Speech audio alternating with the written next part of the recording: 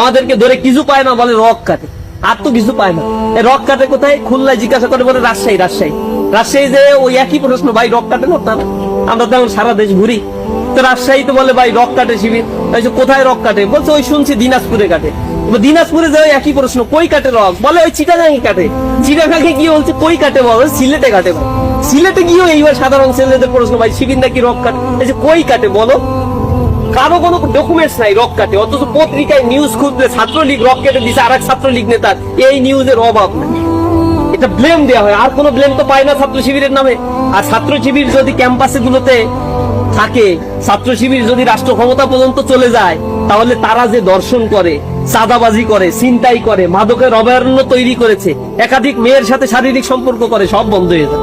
তো অশ্লীলতা দেয়াপানা করতে পারবে না, এই জন্য ছাত্র শিবিরকে তারা পছন্দও করে, এই জন্য তারা আমাদেরকে শত্রু মনে করে। তবে আমরা তাদেরকে শত্রু মনে করি না।